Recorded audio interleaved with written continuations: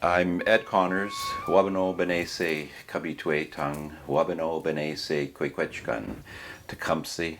Those are all my names. I am Mohawk Irish ancestry. I'm a band member from Kahnawake, Mohawk Territory, across from Montreal. And I also come from the town of Montreal, from Mount Royal. So that's who I am and where I'm from. This teaching has to do with the Turo Wampum, or the Gwiswenta, which is a way in which we have made treaties in the past, even prior to contact with the non-Indigenous people who came to this land. So this is a way that we actually, what we call wampum belts, is the ways in which we actually created the agreements for peace between ourselves and other nations.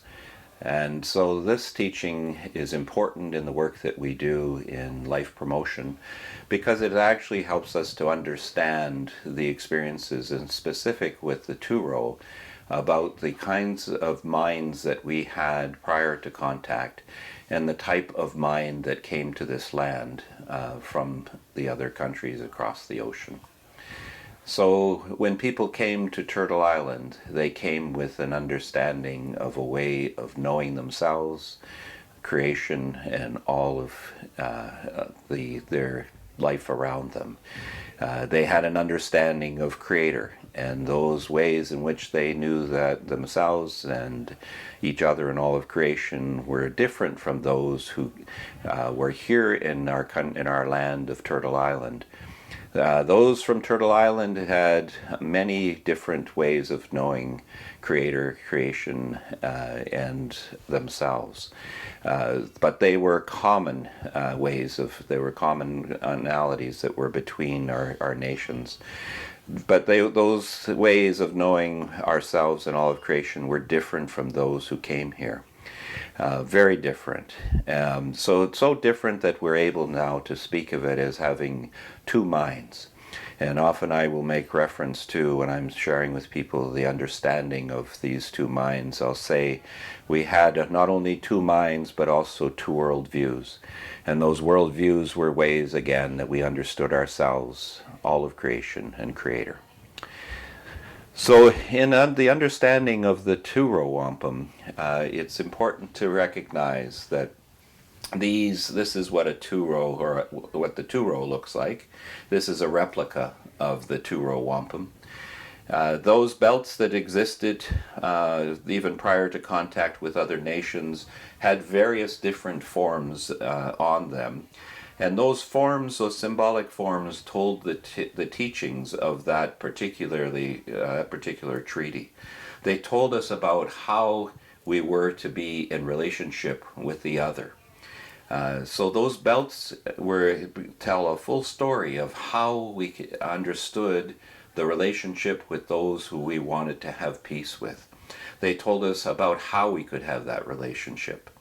So in the Turo, when those people came from the other lands, and specifically in 1613, when the Dutch landed in the area that we today call New York State, my ancestors, the Haudenosaunee, in specific the Mohawk, lived within that region.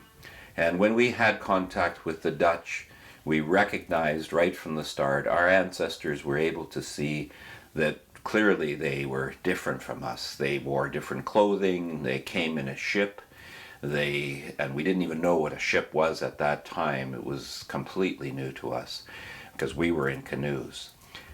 We didn't understand their language, nor did they understand ours.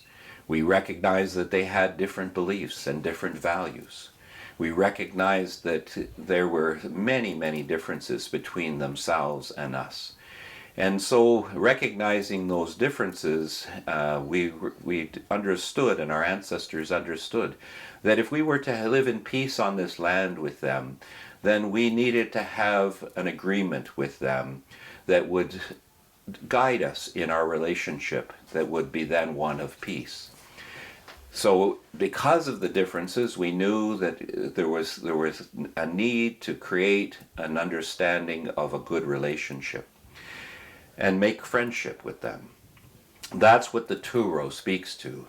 The Turo in 1613 was presented to the Dutch, and it was shared with them in this way. And this is a summary of the teachings that are within it, because there are much, very deep teachings within this Turo.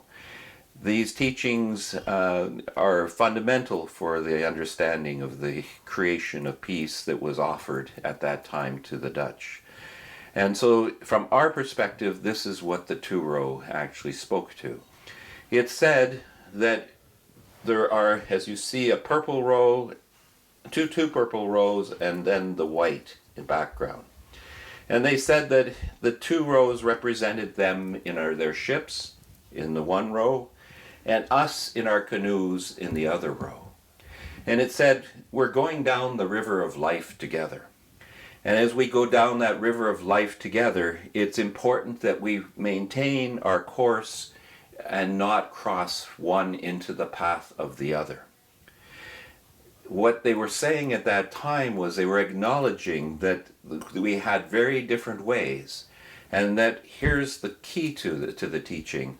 It said, when we talk about not crossing into the path of the other, that we were speaking to that it was important to respect the other's ways and not attempt to change their ways. That each of us would live then in equality to one another and not try and change the other.